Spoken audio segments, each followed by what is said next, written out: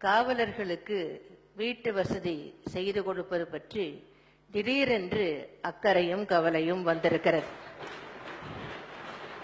காவலர்களுக்கு காவல்துறையினருக்கு வீட்டு வசதி செய்து கொடுப்பது குறித்து யார் வேண்டுமானாலும் கேள்வி கேட்கலாம். ஆனால் திமுகவினர் கேட்கக்கூடாது. அதை கேட்பதற்கான அருகதை திமுகவினருக்கு இல்லை. ஏன்னு சொல்றேன் கேளுங்க. காரணம் இல்லாம எதையும் சொல்ல மாட்டேன். நான் சொல்றேன், பொறுமையை கேளுங்க.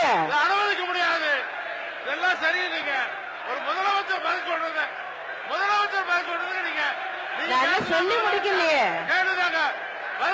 மாண்புமிகு பேரவைத் தலைவர் அவர்களே, காவல்துறையினருக்கு வீடுகள் கட்டி கொடுப்பதற்காகவென்று இதயதேவம் புரட்சி தலைவர் எம்ஜிஆர் அவர்கள் 1980ஆம் ஆண்டு காவல்துறை வீட்டு வசதி கழகம் என்ற ஒரு அமைப்பினை ஏற்படுத்தினார்.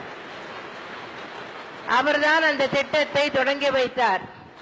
அதன் பின்னர் 1989ஆம் ஆண்டு திரு கருணாநிதி அவர்கள் ஆட்சி பொறுப்பை ஏற்ற போது முதல் வேலையாக அந்த காவல்துறை வீட்டு வசதி கழகத்தை கலைத்து இழுத்து மூடினார். அதன் பின்னர் 1991ஆம் ஆண்டில் நான் முதலமைச்சராக பதவியேற்ற பின் காவல்துறை வீட்டு வசதி கழகத்தை மீண்டும் துவக்கினேன்.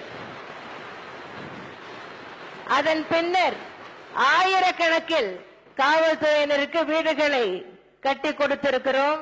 அந்த விவரங்கள் எல்லாம் ஏற்கனவே வெளியிடப்பட்ட கொள்கை விளக்க குறிப்பில் தரப்பட்டிருக்கிறது. அதற்கு நான் மீண்டும் நேரத்தை எடுத்துக்கொள்ள விரும்பவில்லை. ஆனால் காவல்துறையினருக்காகவே பிரத்யேகமாக தொடங்கப்பட்ட காவல்துறை வீட்டு வசதி கழகத்தை கலைத்து இழுத்து மூடிய திமுகவினர் இதை பற்றி கேள்வி கேட்க அருகதை இல்லை என்று அதனால் தான் சொல்லுகிறேன்.